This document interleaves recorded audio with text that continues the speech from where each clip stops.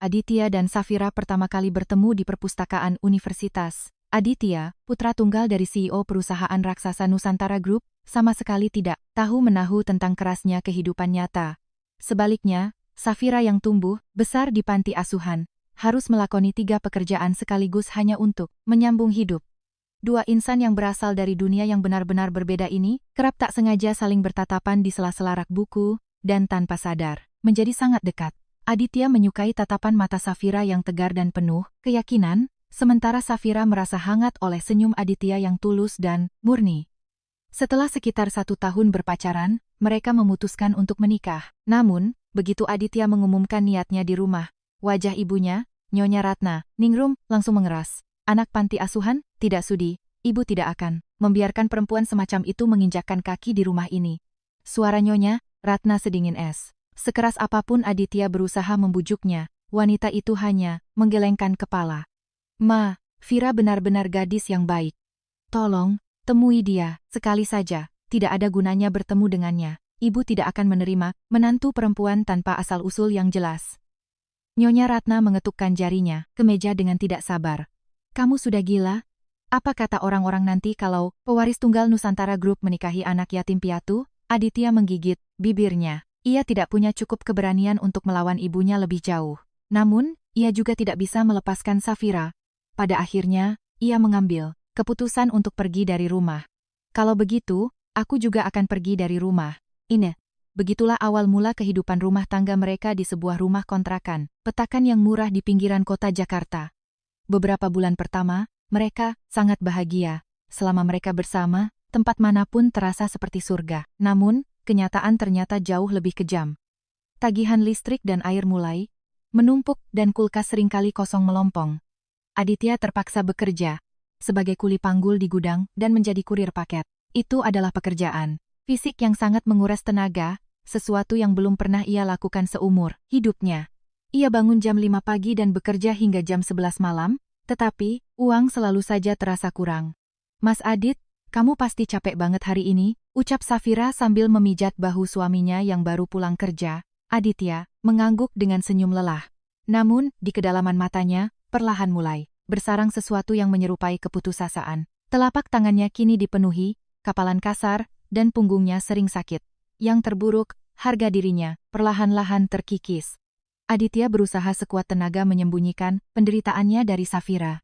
Setiap pulang ke rumah, ia memaksakan diri untuk tersenyum dan berkata bahwa semuanya baik-baik saja. Seiring berjalannya waktu, celah tak kasat mata mulai muncul di antara mereka. 3 tahun berlalu sejak pernikahan mereka, tetapi mereka belum juga dikaruniai anak. Setiap bulan, Safira menangis sendirian, mengunci diri di kamar mandi. Namun di depan Aditya, ia berpura-pura semuanya baik-baik saja. Aditya tidak menyadari penderitaan istrinya itu.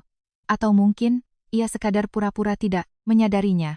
Sebab, ia sendiri sudah setengah mati lelah menghadapi kemiskinan. Ini, mereka masih bersikap lembut dan saling menjaga satu sama lain.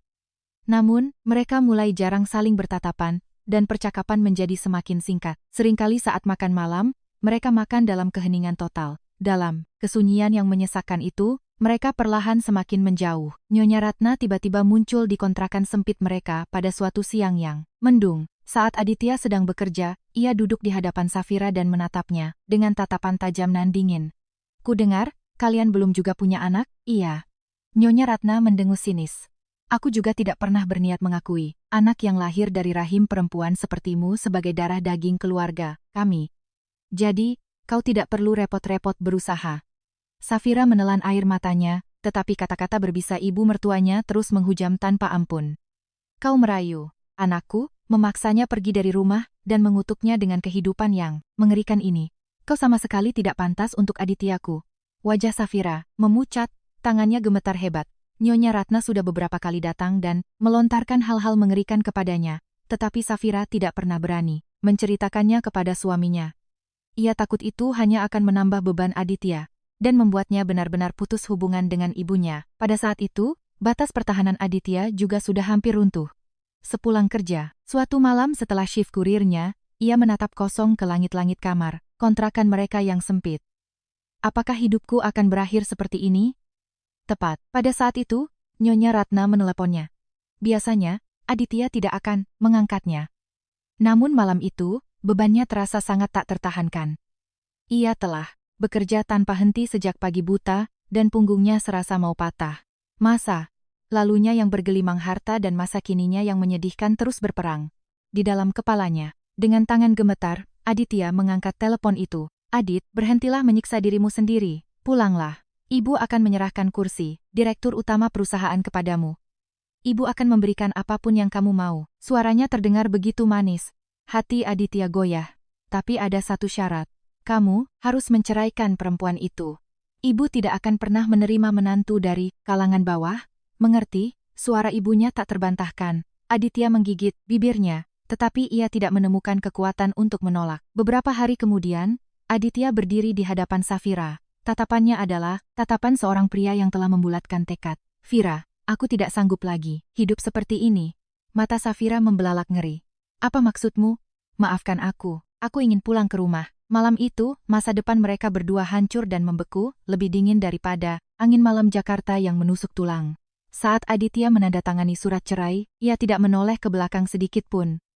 Ia bahkan tidak merasa bersalah. Yang ada hanyalah satu keinginan segera melarikan diri dari kemiskinan yang mencekik. Ini, sekitar sebulan berlalu sejak kepergian Aditya. Safira merasa ada yang aneh dengan tubuhnya. Ia sering mual dan kepalanya pusing di pagi hari.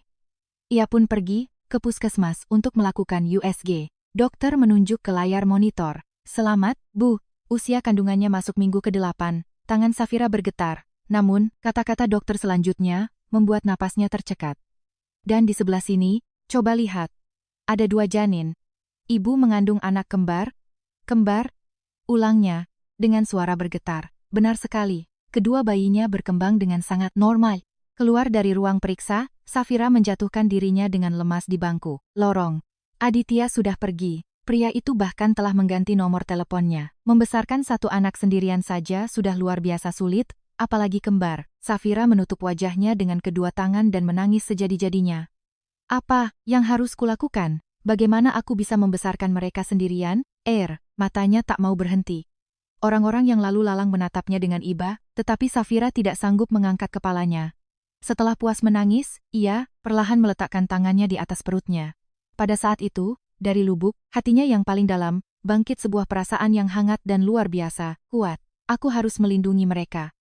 Aku akan membesarkan mereka berdua dengan tanganku sendiri. Safira menghapus air matanya dan berdiri. Kakinya terasa lemas, tetapi dengan mengertakkan gigi, ia melangkah maju. Di hadapan kenyataan yang kejam, ia mengikat janji pada dirinya sendiri. Ia harus bertahan hidup, apa pun yang terjadi, demi anak-anak ini. Aditya pada akhirnya kembali ke posisinya. Atas kehendak ibunya, ia menikah dengan Amanda, putri dari keluarga elit bisnis yang berpengaruh. Wanita itu adalah seorang sosialita berpendidikan tinggi. Namun, bertahun-tahun berlalu, mereka tak kunjung dikaruniai anak. Pada akhirnya, mereka bercerai secara baik-baik. Waktu terus bergulir. Aditya menduduki posisi direktur utama Nusantara Group. Dari jendela kaca panoramik kantornya di kawasan SCBD, ia menatap ibu kota, menandatangani kontrak, dan meresmikan kesepakatan bernilai triliunan rupiah. Namun, ada sesuatu yang salah. Ia memiliki segalanya, tetapi ada lubang hitam yang menganga di dadanya. Setiap malam, saat berbaring, sendirian di ranjangnya yang luas, ia menatap langit-langit dengan hampa. Untuk apa sebenarnya aku hidup? Pikiran itu terus menghantuinya. Malam itu hujan turun sangat deras. Aditya memulangkan sopirnya dan mengemudikan sendiri mobil SUV mewahnya. Ia menyetir tanpa tujuan yang jelas. Tanpa sadar, ia memasuki kawasan pinggiran kota yang tak asing baginya. Itu tak jauh dari kontrakan petakan tempat ia dulu tinggal bersama Safira. Aditya turun dari mobil dan berjalan kaki menerobos gerimis. Gang itu sempit. Cahaya lampu jalanan dengan redup menyinari genangan air. Ia merapatkan kerajas hujannya dan berjalan perlahan. Di tengah kesunyian, hanya terdengar suara langkah kakinya. Kenangan lama kembali bermunculan. Masa-masa saat mereka miskin, tetapi selalu bersama. Aditya menggelengkan kepalanya. Semua itu sudah berlalu. Di ujung gang, terlihat sebuah warung sate sederhana yang hangat. Cahaya terang memancar dari jendelanya. Sebuah keluarga tampak duduk di salah satu meja, menikmati sate ayam yang masih mengepul. Aditya berhenti. Ia menatap kosong menembus kaca melihat pemandangan bahagia itu. Dadanya terasa sesak, mereka terlihat sangat bahagia. Tepat pada saat itu, sepasang tangan kecil menyentuh kaca etalase warung. Aditya menoleh dan melihat dua anak kecil menempelkan wajah mereka ke kaca, mengintip ke dalam. Anak kembar. Keduanya hanya mengenakan jaket plastik tipis yang sama, sekali tidak bisa menahan hawa dingin sehabis hujan. Mereka berdiri di genangan, air tanpa payung, napas mereka meninggalkan embun di kaca yang basah. Anak-anak itu menatap makanan di dalam dengan penuh damba. Salah satu dari mereka menelan ludah, yang lainnya mengusap perutnya dengan tangan kecilnya. Hati Aditya mencelos melihat pemandangan itu. Entah mengapa, ia merasa sangat tertarik kepada mereka. Tiba-tiba, pintu warung sate didorong terbuka dengan kasar. Sudah kubilang, jangan nongkrong di sini. Cepat pergi. Bentak seorang pria, tampaknya pemilik warung. Suaranya kasar dan galak. Anak-anak itu mundur ketakutan. Maaf pak, cicit anak laki-laki yang terlihat lebih tua. Namun pria itu terus mengusir. Mereka sambil melambaikan tangan. Tiap hari datang ke sini, ngotorin kaca pakai. Air liur kalian, bikin pelanggan pada kabur. Anak-anak itu mundur semakin jauh, lalu terpeleset di tanah aspal yang licin dan basah, dan jatuh bersamaan. Terluka karena benturan, keduanya langsung menangis. Arya, sakit, tangisnya, bercampur isak. Adik laki-lakinya mencengkeram jaket kakaknya dan terisak, Arya, aku lapar. Mendengar kata-kata itu, jantung Aditya terasa anjlok. Tanpa sadar, ia melangkah mendekati mereka. Pemilik warung sudah kembali masuk dan membanting pintu.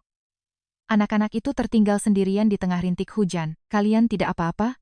Tanya Aditya hati-hati, berusaha membuat suaranya selembut mungkin. Anak yang lebih tua mendongak. Pada detik itu, tatapan mereka bertemu. Napas Aditya tertahan. Mata itu, wajah anak ini tampak sangat familiar, hingga membuat hatinya perih. Bentuk matanya, garis hidungnya, lengkung bibirnya ia yakin pernah melihatnya di suatu tempat. Sang kakak dengan cepat melompat berdiri dan menyembunyikan adiknya di punggungnya. Melindungi adiknya dengan tubuh mungilnya, ia menatap pria asing itu dengan penuh kewaspadaan. Dada Aditya terasa sesak melihat betapa putus asanya anak sekecil ini melindungi adiknya. Kalian pasti kaget ya? Umur kalian berapa? 6 tahun. Jawab anak itu malu-malu. Aditya mengangguk dan bertanya lagi. Kalian lapar? Mau om belikan sate? Ia menunjuk ke arah warung. Mata si adik langsung berbinar. Namun sang kakak dengan cepat menggelengkan kepala. Tidak usah, tapi kalian lapar, kan? Ibu melarang kami ikut dengan orang asing, ucap sang kakak dengan tegas. Suaranya pelan, namun terselip kemauan sekeras baja di dalamnya. Aditya tidak memaksa. Ibu kalian benar sekali. Kalian anak-anak yang pintar. Aditya berjongkok agar posisinya sejajar dengan mereka. Dari jarak sedekat ini, kemiripan itu semakin menakutkan. Anak ini adalah replika sempurna dari dirinya sendiri semasa kecil. Kalau begitu, biar om antar kalian pulang. Sudah malam, bahaya kalau anak kecil jalan sendirian di jalanan, tawar Aditya dengan lembut. Anak yang lebih tua ragu-ragu cukup lama. Ia menatap adiknya, lalu menatap paman aneh ini lagi, kemudian melihat sekeliling. Rumah kami dekat. Kalau begitu kita jalan sama-sama. Kebetulan om juga searah. Aditya berbohong.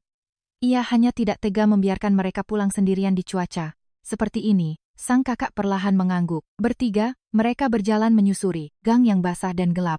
Aditya berjalan sangat pelan, menyesuaikan langkahnya dengan kaki-kaki kecil itu. Sang kakak menggenggam erat tangan adiknya.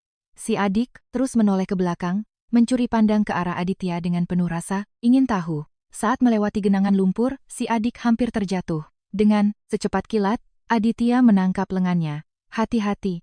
Terima kasih, om, senyum balita itu dengan malu-malu. Tepat pada saat itu, cahaya lampu jalan yang terang menyinari wajah anak tersebut. Tatapan Aditya jatuh pada cuping telinga kirinya. Ada sebuah tanda lahir kecil di sana. Aditya berhenti bernapas. Tanda lahir tepat di bawah telinga kiri, persis di garis rahang. Aditya secara refleks meraba wajahnya sendiri. Sejak lahir, ia memiliki tanda lahir yang sama persis di tempat yang sama. Jantungnya berdegup gila. Tangannya mulai gemetar. Siapa anak-anak ini? Sebenarnya, Aditya berusaha keras menenangkan dirinya. Nama om siapa? Tanya si adik pelan. Lalu ia menambahkan, nama ibu kami Safira. Aditya membeku seketika. Safira. Nama itu bergema nyaring di telinganya. Dunia seolah berhenti berputar sejenak. Jantungnya berdetak kencang menghantam rongga, dadanya, napasnya tersengal. Wajah yang mirip, bentuk telinga, tanda lahir, dan Safira. Semua kepingan teka-teki yang mustahil ini akhirnya menyatu. Aku paling sayang sama ibu di seluruh dunia ini. Ibu kami yang paling hebat. Ucap si balita dengan kepolosan dan kebanggaan anak-anak. Aditya tidak mampu mengeluarkan sepatah kata pun. Rintik hujan menerpa wajahnya, tetapi ia tidak merasakan dingin. Semua pikirannya terpusat pada nama yang baru saja ia dengar. Kakinya terasa lemas. Rasanya ia bisa runtuh kapan saja di atas genangan air. Ini, Om, kita sudah sampai. Sang kakak berhenti di depan sebuah rumah petak berlantai semen yang terlihat kumuh. Pintu mereka berada di lorong paling ujung. Terima kasih, Om, sang kakak membungkuk dengan sopan. Adiknya ikut melakukan hal yang sama. Dua anak kecil itu menaiki teras yang licin dengan hati-hati. Aditya menatap kepergian mereka dengan pandangan kosong. Saat anak-anak itu membuka pintu kayu yang sudah lapuk, ia tersadar dari lamunannya dan berteriak, "Siapa nama kalian?" Sang kakak menoleh, "Namaku Arya, dan ini Arga." "Arya, Arga." Aditya mengulangi nama-nama itu tanpa suara dengan bibirnya. Anak-anak itu kemudian menghilang di balik pintu. Aditya berdiri terpaku cukup lama. Hujan masih turun, membasahi bahu mantel mahalnya. Namun ia tidak bisa bergerak. "Mereka anakku, anak-anakku." Ia mengepalkan tangannya kuat-kuat hingga kukunya menancap ke telapak tangannya. Aditya menengadahkan wajahnya ke langit malam yang gelap. Tetesan air hujan menyapu wajahnya. Barulah saat itu ia menyadari bahwa air mata telah mengalir deras di pipinya. "Vira, apakah kamu membesarkan mereka sendirian selama ini? Betapa beratnya penderitaanmu? Melahirkan anak kembar dan membesarkan mereka, tanpa bantuan siapapun, di tengah kemiskinan seperti ini." Aditya perlahan berbalik. Kakinya terasa seberat timah. Berkali-kali ia menoleh ke arah jendela rumah itu. Setelah masuk ke dalam mobil, ia mencengkeram setir dengan erat dan lama sekali tidak menyalakan mesin. Tangannya gemetar, hatinya hancur, berkeping-keping. Malam itu Aditya tidak bisa memejamkan mata sedikit pun. Setiap kali ia menutup kelopak matanya, wajah anak-anak itu selalu muncul. Suara pelan mereka yang menahan lapar. Tanda lahir yang sama persis. Momen ketika anak itu dengan bangga menyebut nama ibunya. Aditya melompat dari ranjang dan berjalan ke arah jendela. Di luar, gerimis masih turun. "Aku harus memastikannya. Besok pagi-pagi sekali, aku akan memanggil Pak Hendra dan memerintahkannya untuk melakukan penyelidikan," sumpahnya dalam hati. Malam itu terasa sangat panjang baginya. Keesokan paginya, Aditya duduk di ruangannya yang mewah, tetapi ia sama sekali tidak bisa fokus bekerja. Saat rapat direksi, tatapannya kosong. Suara para manajer tingkat atas hanya terdengar seperti dengungan tanpa arti. Nama Arya dan Arga tidak bisa hilang dari kepalanya sedetik pun.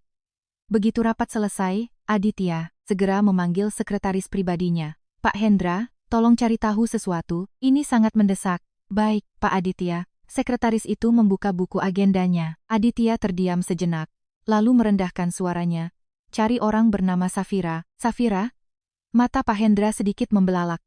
Ia sangat mengingat nama itu. Cari tahu di mana dia tinggal sekarang dan apa pekerjaannya, dan kumpulkan semua informasi tentang anak-anaknya. Dia punya anak kembar. "Baik Pak, saya akan melakukannya dengan sangat rahasia.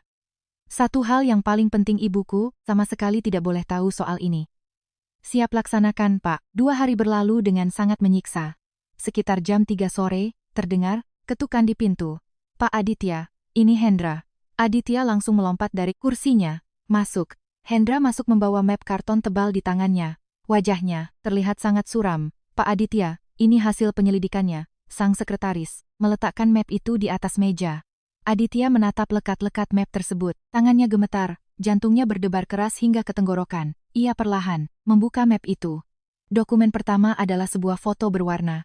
Foto dari TK, Arya, dan Arga berdiri berdampingan. Mereka tersenyum, tetapi seragam mereka terlihat lusuh karena sering dicuci dan ukurannya kebesaran. Rambut mereka dipotong tidak rata, jelas dipotong sendiri di rumah. Aditya tidak bisa melepaskan pandangannya dari foto itu. Air matanya menggenang, ia membalik halamannya. Itu adalah kutipan dari catatan sipil. Aditya menarik napas dalam-dalam dengan gemetar. "Ibu, Safira. Anak, Arya. Arga. Tanggal lahir, 15 Maret 2020. Jari Aditya membeku di atas tanggal kelahirannya. Maret 2020. 8 bulan setelah ia membuang Safira pada nasib yang tak menentu, Aditya menggigit bibirnya hingga berdarah. Di saat-saat ketika Safira mengandung anak-anak mereka, ia dengan tanpa belas kasihan menandatangani surat cerai dan kembali ke rumah mewahnya. Ia kembali membaca dokumen itu. Kolom, ayah benar-benar kosong melompong. Hanya ruang putih yang menyayat hati. Aditya menatap kekosongan itu tanpa berkedip. Pak Aditya, saat ini Safira membesarkan anak-anaknya sendirian, dengan status ibu tunggal, ucap Hendra, pelan. Seharusnya di kolom itu tertulis namanya. Aditya. Seharusnya nama itu ada, di sana. Setetes air mata panas jatuh membasahi dokumen itu, membuat tintanya sedikit luntur. Hendra berdeham pelan untuk menjaga kesopanan, lalu melanjutkan, dia keluar dari rumah sakit bersalin pada hari kedua setelah melahirkan, dan seminggu kemudian dia sudah kembali bekerja. Dia bahkan tidak punya waktu untuk memulihkan kesehatannya setelah persalinan yang sulit. Aditya mendongak tajam, seminggu, suaranya pecah menjadi serak. Ya, dia meninggalkan bayi-bayinya yang baru lahir dan bekerja sebagai pencuci piring di shift malam. Aditya meletakkan dokumen itu di meja dan berdiri. Tiba-tiba rasa mual yang luar biasa, hebat menyerangnya. Ia berlari ke kamar mandi pribadinya dan jatuh berlutut di depan kloset. Perutnya kosong, namun ia terus-menerus muntah hingga tenggorokannya sakit. Setelah beberapa saat, ia berjalan ke wastafel dan membasuh wajahnya dengan air dingin. Ia menatap ke cermin. Dari pantulannya, terlihat wajah pucat pasi yang diselimuti rasa sakit. Aku benar-benar bajingan. Ia memukul wastafel sekuat tenaga dengan tinjunya. Buku-buku jarinya berdarah. Pak Aditya, Hendra berlari ketakutan masuk ke kamar mandi. Aditya merosot ke bawah dinding dan duduk lemas di lantai keramik. Mereka, anak-anakku, selama 6 tahun. 6 tahun aku tidak tahu apa-apa. Sekretaris, itu terdiam penuh duka.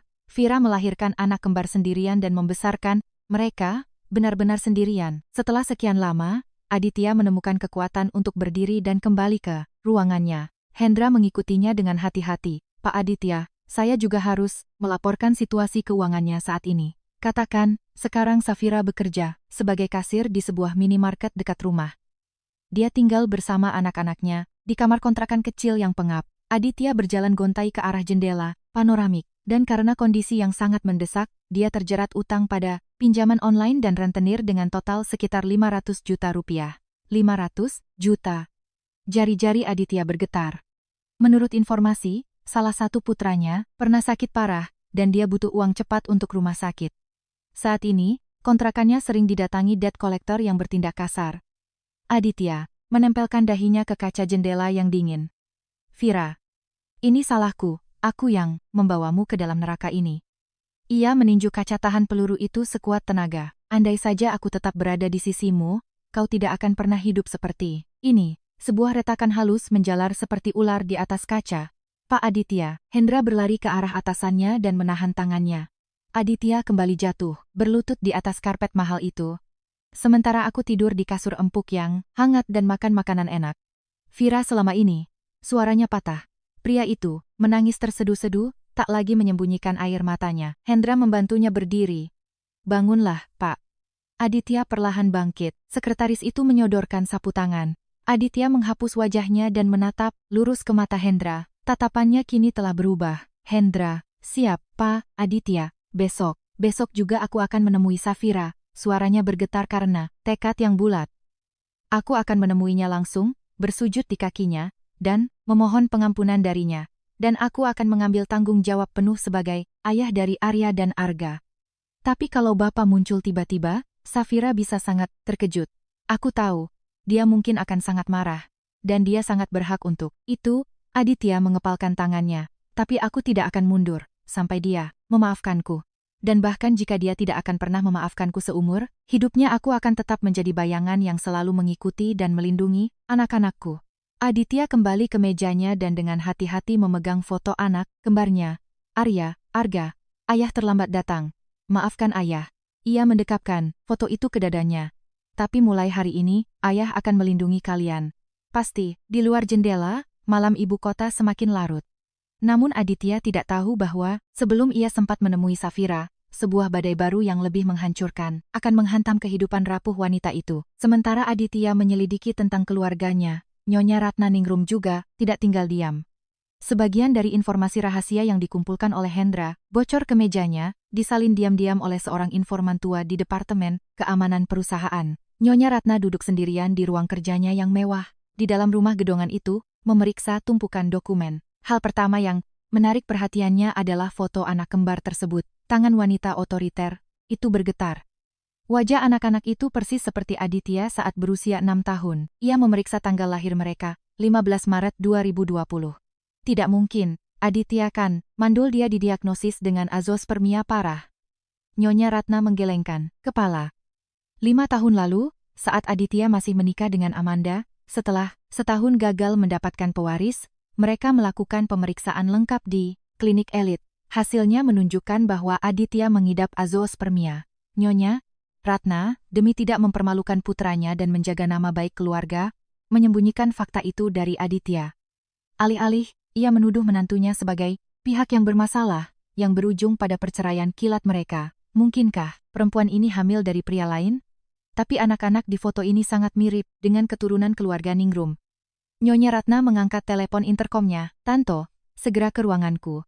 Tak lama, seorang pria kurus berusia 50-an masuk ke ruangan. Itu adalah Pak Tanto, sekretaris dan anjing penjaganya yang setia selama 30 tahun.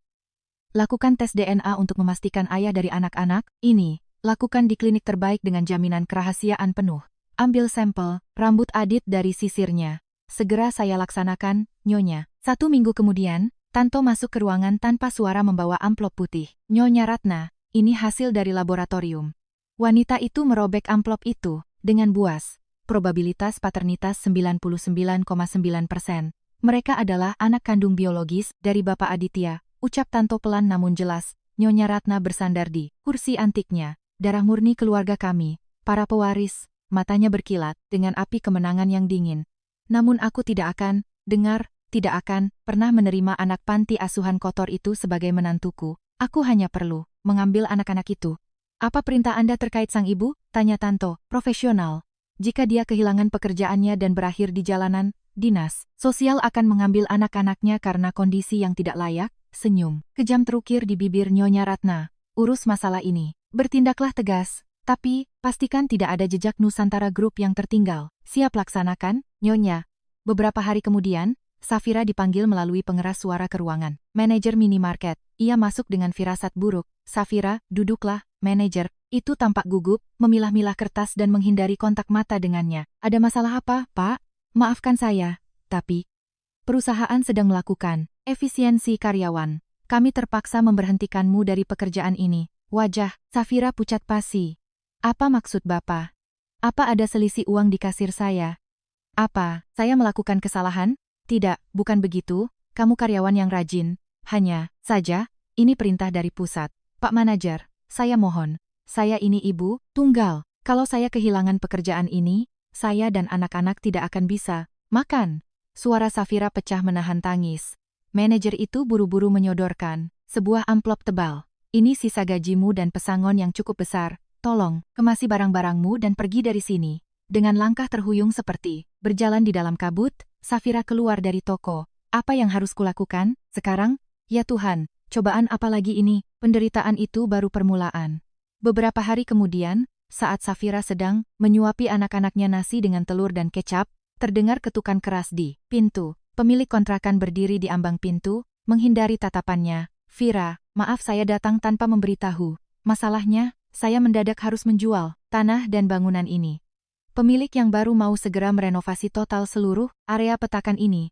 Jadi, kamu harus segera mengosongkan kontrakan ini dalam waktu 1 minggu. Safira membeku di tempat, mencengkeram kusen pintu. 1 minggu? Bagaimana bisa 1 minggu? Saya tidak bisa berbuat apa-apa. Ada yang menawar, dengan harga 2 kali lipat asal bangunannya segera dikosongkan. Tapi kami tidak punya tempat tinggal. Bapak mau membuang saya dan 2 anak kecil ke jalanan? Tolong segera dikosongkan, kalau tidak saya terpaksa memanggil keamanan. Pria itu menunduk merasa bersalah, lalu berbalik dan pergi dengan cepat. Safira menutup pintu dan perlahan merosot ke lantai. Arya dengan cemas mendekatinya. Ibu nggak apa-apa? Iya. Semuanya akan baik-baik saja, nak. Safira memaksakan senyum untuk putranya, tetapi air mata mengalir deras di pipinya. Uang depositonya dikembalikan, namun setelah dipotong tunggakan sewa, bulan terakhir, di tangannya hanya tersisa Rp500.000. Uang itu jelas tidak cukup untuk menyewa kamar baru. Beberapa hari berlalu. Safira dan anak-anaknya untuk sementara waktu menumpang tidur di atas kasur lipat di tempat mantan rekan kerjanya karena belas kasihan. Malam itu, ia sedang berjalan bersama putra-putranya melewati gang gelap, sepulang dari puskesmas gratis, ketika tiba-tiba seseorang mencengkeram bahunya dengan kasar. "Mbak Safira, kan?" Itu adalah dua pria bertubuh kekar dengan tampang preman. Mengenakan jaket kulit, dengan bekas luka di wajah dan tatapan bengis. "Kalian siapa?" Safira mundur ketakutan, menutupi anak-anaknya dengan tubuhnya. "Kami debt collector. Sudah pinjam uang, sekarang waktunya bayar," seringai salah satu dari mereka, memamerkan gigi emasnya. Wajah Safira memucat, seperti kapas. "Saya akan bayar semuanya. Saya sumpah, tolong beri saya waktu. Sedikit lagi, saya sedang mencari pekerjaan baru." "Waktunya sudah habis, Mbak, manis. Ditambah denda dan bunga, total utangmu sekarang persis 600 juta rupiah. Bayar sekarang juga." 600 juta? Bisik Safira dengan ketakutan yang luar biasa. "Kamu pikir apa? Sembunyi bertahun-tahun?" Argo tetap jalan, preman itu melangkah maju, menebarkan bau rokok murahan. "Siapkan uangnya. Atau kalau tidak," ia menunjuk ke arah Arya dan Arga yang gemetar ketakutan, "kami bisa ambil anak-anak ini sebagai bayaran. Organ tubuh sekarang harganya mahal." "Apa? Jangan berani-berani sentuh anakku. Kalian binatang," jerit Safira, histeris. Namun para pria itu hanya tertawa menjijikkan. Salah satu dari mereka menerjang ke arah Arya. "Anak-anak yang manis, sini ikut Om jalan-jalan." "Lepasin, pergi." Arya dengan berani menutupi adiknya dan mengayunkan tinju kecilnya. "Ibu!" tangis Arga sekencang-kencangnya. "Jangan sentuh mereka." Safira menerjang seperti kucing liar, namun preman itu dengan kasar menghempaskannya. Ia jatuh ke atas aspal jalanan yang kasar, lututnya berdarah. "Ibu! Ibu!" jerit anak-anak itu. Preman itu mencengkeram bahu Arya kuat-kuat. "Lepasin, sakit." Arya meronta menendang kaki preman raksasa itu.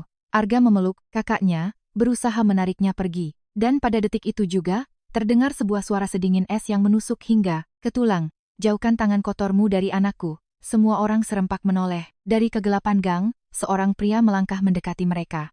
Tinggi, berbahu, bidang, mengenakan jas mahal yang elegan, ia memancarkan aura buas yang mengintimidasi. Mendengar suara itu, Safira membeku seolah tersengat listrik. Itu adalah Aditya. Mata Safira membelalak maksimal, napasnya tercekat. Aditya. 6 tahun telah berlalu. Pria yang sama, yang dengan dingin, meninggalkannya, menorehkan tanda tangan di atas surat cerai. "Siapa kau, bos? Mending cari jalan lain kalau masih mau hidup," gertak sang penagih utang, masih memegangi Arya. Namun Aditya tidak mengucapkan sepatah kata pun. Ia melangkah, mendekat dan dengan cengkeraman baja melintir pergelangan tangan preman itu ke sudut yang tidak wajar. Terdengar bunyi tulang berderak, dan preman itu melolong, kesakitan, melepaskan Arya seketika. "Sudah kubilang, jangan sentuh anakku." Suara Aditya sedingin es di puncak gunung. Preman kedua mengumpat kotor dan bersiap melayangkan tinju ke rahang Aditya, tetapi Aditya, yang sudah bertahun-tahun berlatih tinju, dengan mudah menghindar, mencengkeram kerah jaketnya, dan membenturkan bagian belakang kepalanya sekuat tenaga ke dinding bata. Pria itu langsung lemas. "Jangan sampai aku melihat wajah kalian lagi di daerah ini." Aditya mengeluarkan buku cek dari saku dalam jasnya dan dengan cepat menuliskan cek tunai senilai 2 miliar rupiah. Ia melempar kertas itu tepat ke wajah sang bos preman yang masih mengerang kesakitan. "Utang pokok, bunga lintah darat kalian, dan kompensasi karena membuat keluargaku ketakutan. Lunas." Dengan tangan gemetar, preman itu mengambil cek tersebut. "Menyingkir dari sini. Kalau sampai kalian terlihat lagi dalam radius 1 kilometer dari keluarga ini, kalian tidak akan pulang hidup-hidup.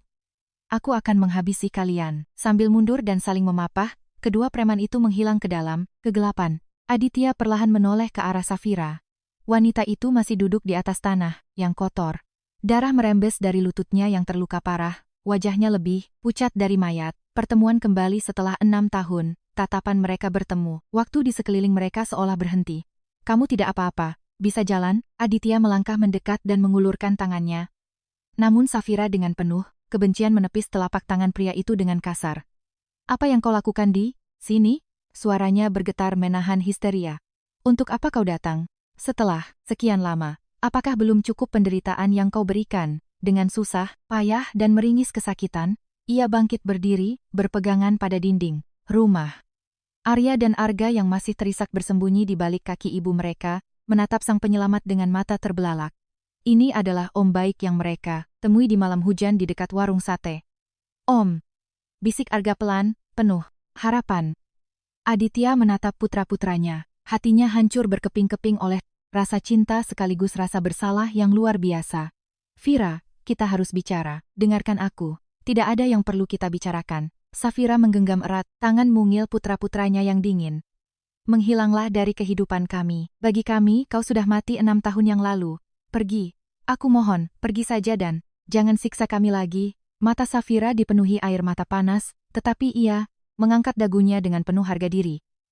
Ayo, nak, perintahnya, terpincang-pincang membawa anak-anaknya menjauh ke arah pintu rumah kontrakan. Anak-anak itu sesekali menoleh ke belakang, melihat pria jangkung yang berdiri, sendirian di bawah lampu jalan yang redup. Aditya tetap berdiri mematung di tempatnya sampai pintu kayu berderit menutup di belakang mereka. Gerimis kembali, turun, tetesan air hujan membasahi mantel gelapnya. Ia mengepalkan tangannya, dengan keras kepala, ini belum berakhir, aku tidak akan pernah menyerah. Dengan tekad itu, Aditya melangkah pergi, membaur ke dalam gelapnya malam Jakarta. Sejak saat itu, Aditya membatalkan semua pertemuannya di perusahaan dan setiap hari berjaga di dekat rumah kontrakan mereka di dalam mobil SUV bertingkap gelap. Ia tidak punya cukup keberanian untuk mengetuk pintu. Ia tahu, ia hanya akan diusir. Selama beberapa hari ia mengawasi mereka dari kejauhan. Melihat bagaimana mereka berjalan kaki ke TK gratis di pagi hari, bagaimana Safira menjemput mereka di siang hari. Melihat ketiganya saling berpelukan menahan angin kencang hanya dengan jaket tipis, Aditya sangat membenci dirinya sendiri. Pada hari ketiga, setelah jam makan siang, pintu kontrakan itu tiba-tiba didorong terbuka dengan kasar. Safira berlari keluar, menggendong Arga yang menangis di punggungnya.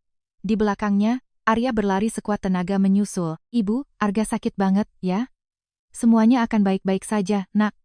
Kita harus cepat ke rumah sakit, teriaknya dengan suara gemetar panik.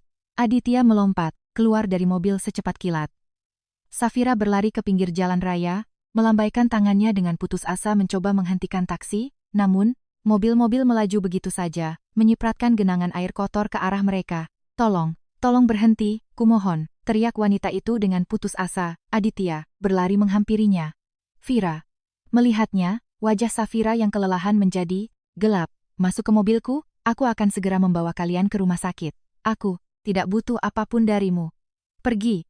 Ini bukan waktunya untuk mementingkan egomu. Anak ini kesulitan bernapas. Aditya menatap balita itu. Wajah Arga merah, padam. Ia bernapas dengan sangat berat, mengambil napas dengan suara mengiyang parah. Safira menggigit bibirnya sampai berdarah. Baiklah. Asal dia selamat. Mereka berempat melompat ke dalam kabin hangat mobil SUV mewah itu. Aditya menyalakan lampu hazard dan melaju dengan kecepatan tinggi menuju rumah sakit Medika. Safira ingin melontarkan kata-kata tajam, tetapi Arga mulai batuk, kering yang parah, sehingga ia terdiam, dan hanya memeluk putranya erat-erat. 15 menit kemudian, dengan bunyi rem berdecit, mereka berhenti di depan. Setelah pemeriksaan darurat, dokter spesialis anak yang bertugas berkata, ini, serangan bronkitis akut yang parah. Kami akan memberikan suntikan kortikosteroid, saya juga akan meresepkan antibiotik dosis tinggi dan inhaler. Di kasir jalur mandiri, Safira menyodorkan kartu ATM lamanya, tetapi mesin EDC itu berbunyi ditolak, saldo tidak mencukupi. Pakai kartu ini, Aditya dengan tegas menyingkirkan tangan Safira dan menempelkan kartu platinumnya. Aku akan mengganti semuanya sampai sen terakhir begitu aku dapat gaji. Safira memalingkan wajahnya, matanya memerah karena rasa malu dan ketidakberdayaan yang membakar. Saat mereka berjalan menyusuri lorong rumah sakit, seseorang memanggil Aditya dengan nada terkejut. Pak Aditya Pratama, tumben sekali Bapak ada di sini? Itu adalah seorang dokter elegan berusia 50-an dengan jas putih. Kebesarannya, Dokter Kusuma, senang bertemu dengan Anda. Anak saya sedang sakit parah. Aditya dengan lembut membelai kepala Arga. Ini putra Bapak, Alis. Dokter itu terangkat tinggi karena terkejut. Ya, anak saya. Dokter Kusuma tampak benar-benar tercengang. Tapi bukankah, maaf atas kelancangan saya, tapi bukankah 5 tahun lalu Bapak didiagnosis menderita azoospermia absolut? Sungguh sebuah keajaiban istri Bapak akhirnya bisa hamil secara alami. Ilmu kedokteran kadang memang tidak berdaya di hadapan mukjizat Tuhan. Mendengar itu, Aditya merasa seperti terpaku ke lantai beton rumah sakit. Azoospermia? Mandul, apa maksud Anda, Dok? Bapak tidak tahu hasil diagnosis Bapak sendiri? Padahal saya secara pribadi yang menyerahkan rekam medisnya kepada ibu Anda yang terhormat, Nyonya Ratnaningrum. Aditya tidak bisa mengucapkan sepatah kata pun. Kepalanya mendengung hebat.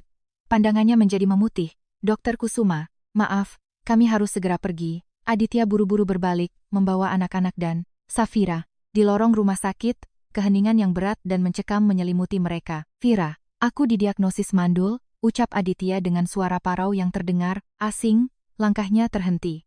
Safira berbalik dan menatap tepat di matanya dengan kejujuran yang begitu membakar sehingga tak ada ruang untuk keraguan. Mereka adalah anakmu, Aditya. Aku tidak pernah tidur dengan pria lain. Baik sebelum maupun setelah kau meninggalkanku. Tidak pernah, ucapnya dengan tegas dan penuh harga diri. Aditya mencengkeram kepalanya dengan kuat. Ibunya telah menyembunyikan hasil tes medisnya. 5 tahun lalu, pada pernikahan keduanya, ibunya meyakinkannya bahwa ia sangat sehat, dan semua masalah ada pada rahim cacat menantunya, Amanda. Itu adalah kebohongan yang sangat mengerikan hanya demi mempertahankan citra sempurna keluarga bangsawan mereka. Dan ibunya dengan sinis telah menghancurkan hidup seorang gadis tak berdosa. Aditya gemetar karena kemarahan yang buas terhadap ibu kandungnya sendiri. Vira, kumohon, kita harus bicara. Beri aku waktu setengah jam saja. Tidak ada yang perlu dibicarakan. Antar kami pulang sekarang. Safira duduk terdiam dengan wajah mengeras cukup lama, tetapi pada akhirnya ia mengangguk kaku. Mereka tiba di halaman rumah, kontrakan teman Safira. Safira keluar bersama anak-anaknya. Aku akan menidurkan mereka dulu, lalu aku akan keluar, ketusnya, lalu membanting pintu mobil. Setengah jam kemudian, mereka duduk di sebuah bangku taman yang basah dan gelap, di dekat rumah. Lama mereka terdiam, hanya mendengarkan suara angin malam yang berhembus kencang. Aditya yang pertama kali memecah kesunyian. Vira. Maafkan, aku, suaranya yang biasanya penuh kuasa kini pecah dan bergetar. 6 tahun. Lalu, aku bersikap seperti pengecut dan bajingan paling rendah. Aku ketakutan, melihat kemiskinan, lelah bekerja keras sebagai kuli, dan berlari pulang memohon perlindungan ibuku dengan memalukan. Aku pernah bilang aku mencintaimu lebih dari nyawaku sendiri, berjanji untuk sehidup semati dalam suka dan duka, kata-katanya tertahan di tenggorokannya yang kering. Sementara kalian kelaparan dan kedinginan, aku tidur nyenyak di kasur yang hangat dan makan makanan mewah. Aku sangat membenci diriku sendiri. Maafkan aku memohon padamu. Aditya bangkit dari bangku dan, tanpa memedulikan setelan jasnya yang mahal, ia berlutut di hadapan Safira, tepat di atas genangan air hujan yang kotor. Apa yang kau lakukan? Kau sudah gila. Berdiri sekarang juga. Safira mundur dengan ngeri. Aku tidak akan berdiri sebelum kau mau mendengarkanku. Ia menggenggam tangan Safira yang sedingin es dengan putus asa. Aku ingin mengambil tanggung jawab penuh. Sebagai ayah dari Arya dan Arga, dan sebagai suamimu, aku masih sangat mencintaimu, setengah mati. Selama bertahun-tahun, hidupku terasa kosong, tanpamu. Air mata panas mengalir di pipi pucat Safira. Aku tidak percaya padamu. Tidak satu patah kata pun. Percayalah, kumohon. Beri aku satu kesempatan lagi. Kali ini semuanya akan berbeda. Aku akan melindungi kalian dari siapapun, dari ibuku, dari seluruh dunia. Safira menutup wajahnya dengan kedua tangan dan menangis sejadi-jadinya, meluapkan semua rasa sakit yang telah terpendam bertahun-tahun. Kau pikir kau tahu neraka apa yang harus kulewati? Melahirkan sendirian di bangsal rumah sakit gratisan, tidak tidur semalaman, bekerja sampai tanganku lecet berdarah, menangis setiap malam menggigit bantal, supaya anak-anak tidak dengar. Maafkan aku. Ya Tuhan, maafkan aku.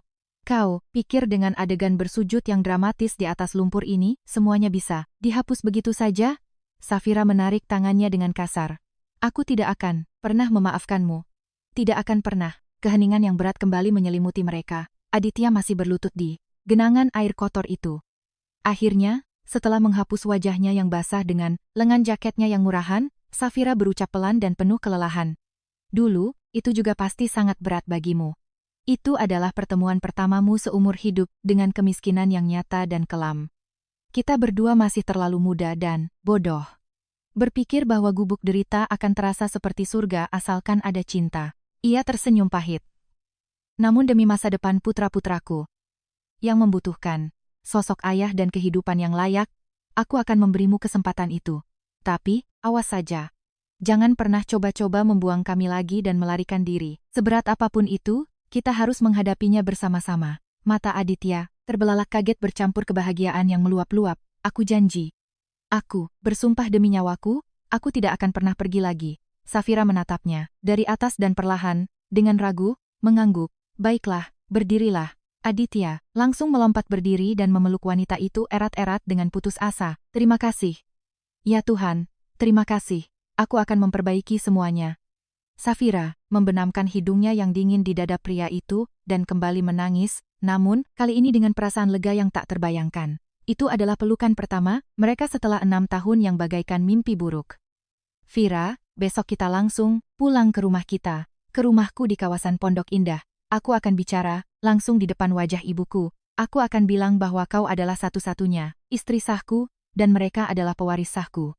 Safira berpikir cukup lama sambil menggigit bibirnya, namun akhirnya mengiyakan dengan pasrah. Baiklah, tapi beri aku waktu 2 hari. Aku harus mempersiapkan mental untuk pertemuan ini. Tentu, sayangku, jangan terburu-buru. Untuk pertama kalinya setelah sekian tahun, Aditya tersenyum tulus. Langit malam Jakarta dihiasi bintang-bintang yang dingin. Mereka masih berbincang lama di bangku taman itu tentang rasa sakit, kerinduan yang tak tertahankan, dan penyesalan pahit di masa lalu. Aditya kembali ke rumah mewahnya jauh lewat tengah malam.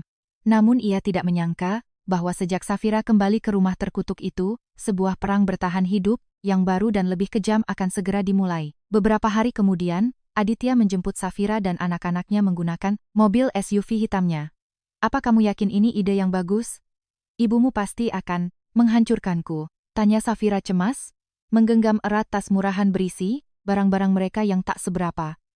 Jangan takut, aku tidak akan membiarkanmu sendirian. Aditya menggenggam tangan Safira untuk menenangkannya. Melihat rumah gedongan megah dengan pilar-pilar besar dan penjaga keamanan, Arya dan Arga melongo takjub. Wah, ibu, kita beneran bakal tinggal di sini? Ini mah kayak istana di TV. Iya, sayang.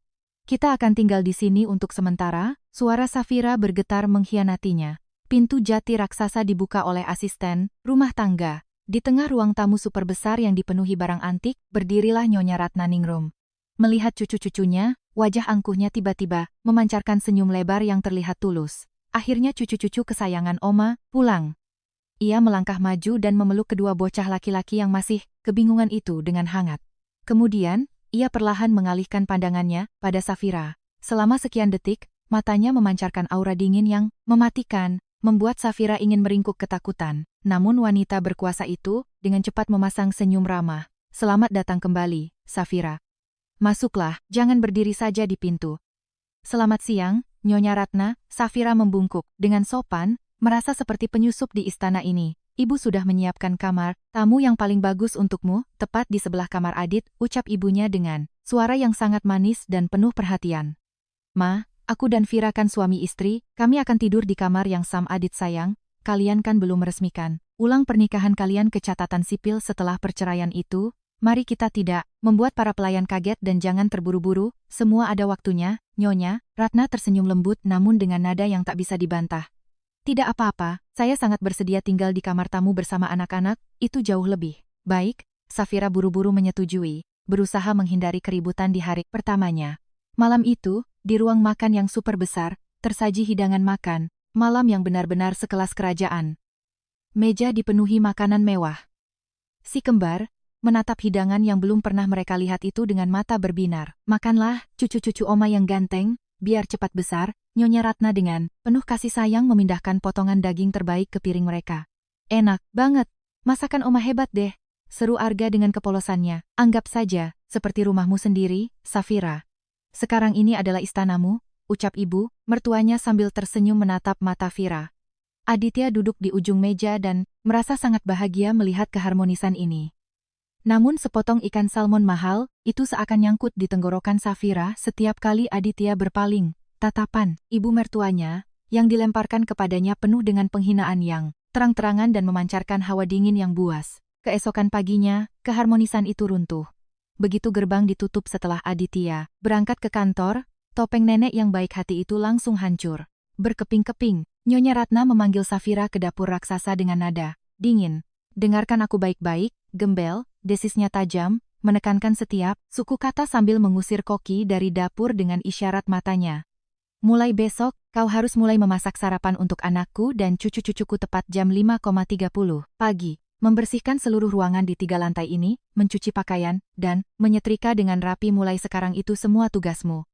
Kau pikir aku akan membiarkanmu bersantai di atas spray sutra di rumahku ini secara gratis? Kerja keraslah untuk sesuap nasi seperti kebiasaanmu di luaran sana.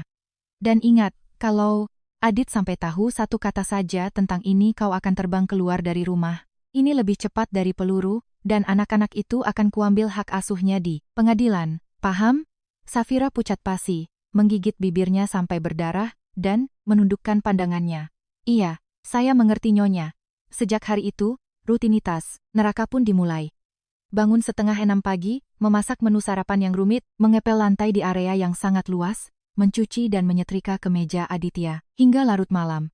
Para asisten rumah tangga, yang menangkap sinyal tak terucap dari Nyonya besar, berhenti membantu Nyonya muda yang baru itu. Seminggu kemudian, Nyonya Ratna muncul di dapur, mengambil sendok, mencicipi sup buatan. Safira dengan jijik dan secara demonstratif memajukan bibirnya. Kurang garam. Apa lidahmu sudah mati rasa karena keseringan makan makanan sampah? Buang ke kloset dan buat ulang sekarang juga. Ia menyingkirkan mangkuk porselen itu dengan kasar. Di lain waktu, saat memergoki Safira sedang mengepel tangga, ia mendesis sinis melalui gigi-giginya yang rapat. Aku heran dengan kelancanganmu, perempuan jalang. Kau pikir kau bisa menempel lagi pada anakku demi harta triliunan Nusantara Group? Kau pikir cinta murahan kalian bisa memberimu makan? Aku menoleransi keberadaanmu di sini semata-mata supaya cucu-cucuku bisa beradaptasi.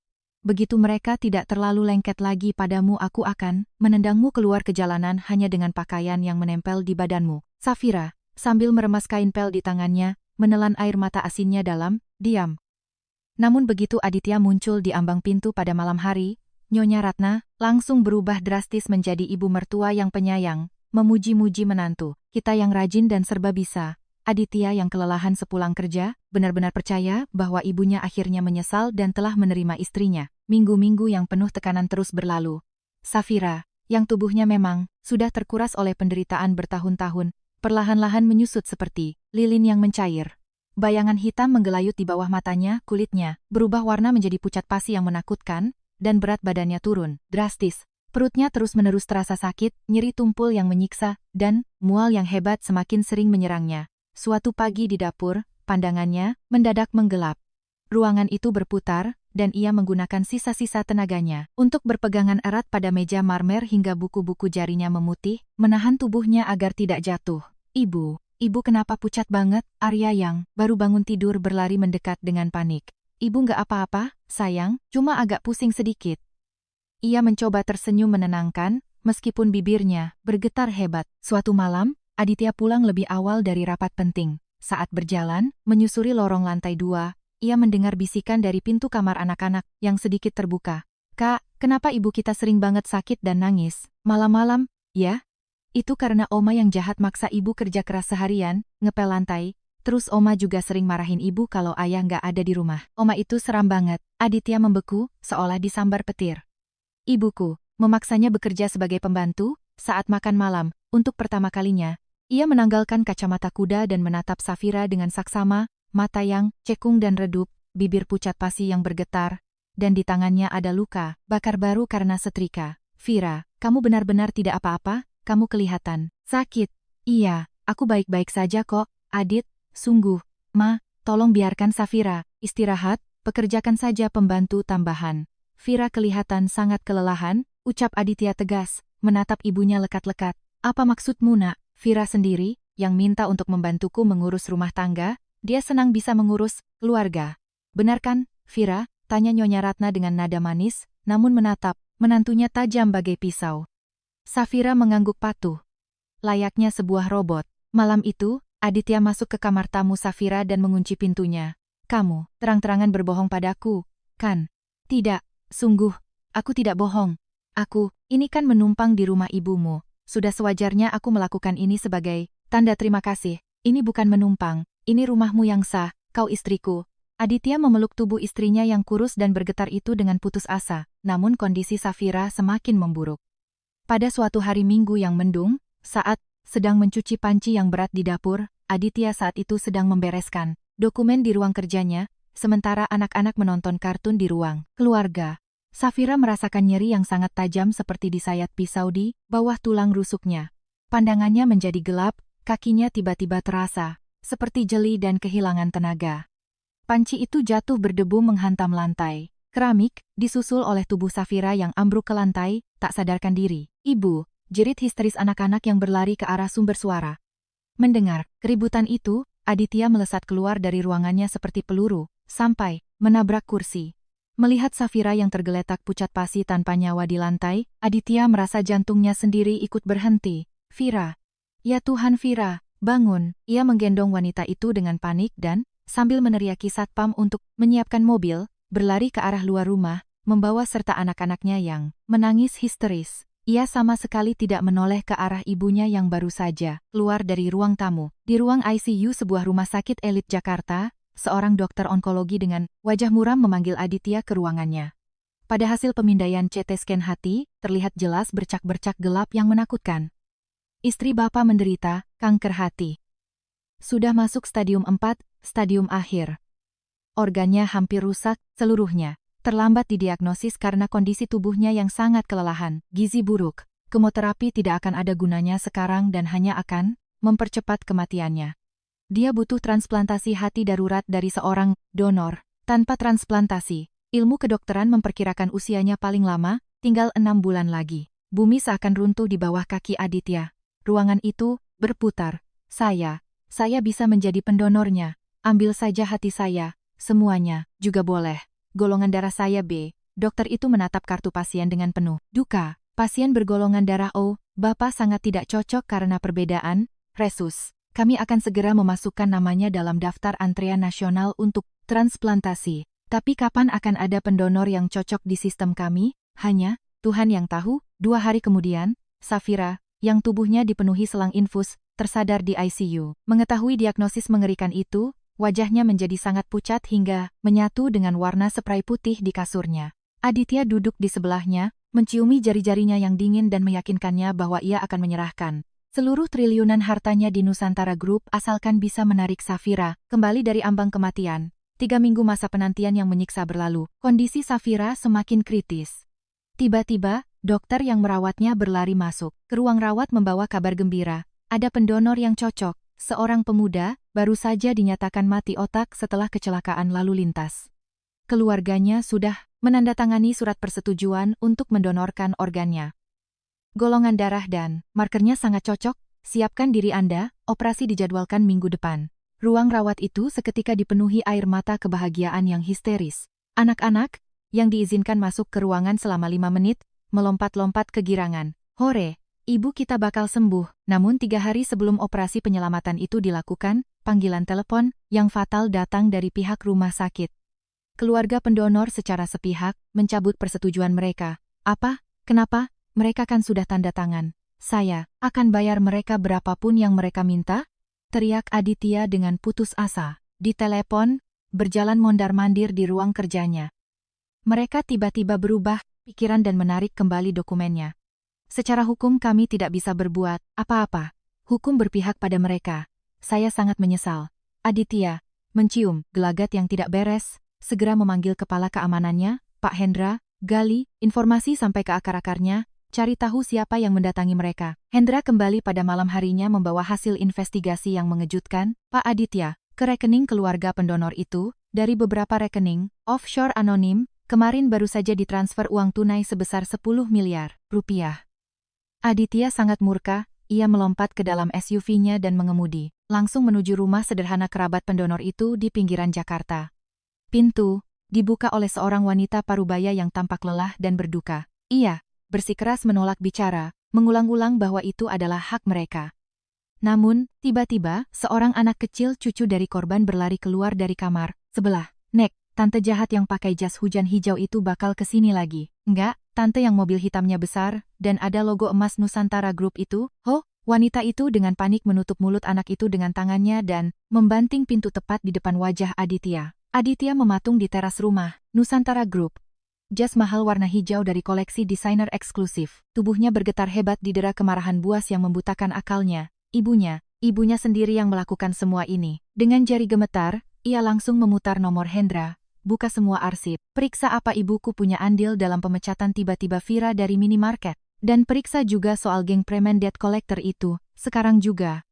Keesokan harinya, Hendra yang berwajah pucat pasi meletakkan bukti-bukti tak terbantahkan. Di atas meja, tanah kontrakan tempat Safira diusir, dibeli secara pribadi oleh Nyonya Ratnaningrum melalui serangkaian perusahaan fiktif. Manajer minimarket, dibayar lunas dengan uang tunai dalam koper oleh Pak Tanto. Dan geng preman itu juga disewa oleh mereka untuk melakukan pekerjaan kotor. Aditya mengatupkan, rahangnya begitu kuat hingga giginya nyaris retak, menerobos masuk ke rumah, gedongan keluarganya, menyingkirkan semua satpam yang menghalanginya. Nyonya Ratna, seolah tidak terjadi apa-apa, sedang menikmati teh mahal dari cangkir porselen di ruang tamu kecil dengan santai. Aditya menghempaskan map tebal, berisi dokumen-dokumen itu ke atas meja yang elegan hingga cangkir tehnya terguling. Kelakuan apa lagi ini? Tanya wanita itu dengan nada jijik dan datar, mengelap taplak meja dengan serbet. Ini adalah catatan kejahatan kriminal Anda. Anda merenggut satu-satunya pekerjaan Safira, membuangnya dan anak-anaknya ke jalanan di tengah cuaca buruk, mengirim preman bayaran yang hampir melukai cucu-cucu Anda sendiri, dan sekarang, Anda membayar 10 miliar uang haram demi merampas hati pendonor itu darinya dan menghilangkan nyawanya. Anda mencoba membunuh ibu dari anak-anak saya. Anda benar-benar monster. Nyonya Ratna perlahan berdiri. Wajahnya berubah bengis karena kebencian, dan dengan dingin menatap tepat ke mata putranya, ia menjawab, "Ya, aku memang melakukan semua itu. Lalu kau mau apa?" "Aku hanya ingin menjauhkanmu, pewaris kekaisaran, bisnis kita, dari gembel itu selamanya, dengan gen kotor yang dibawanya. Aku tidak butuh menantu semacam itu hidup-hidup di dunia ini." Aditya, yang tidak sanggup lagi menghadapi kengerian ini, perlahan berlutut tepat di atas lantai parket mahal itu. Bukan untuk memohon ampunan.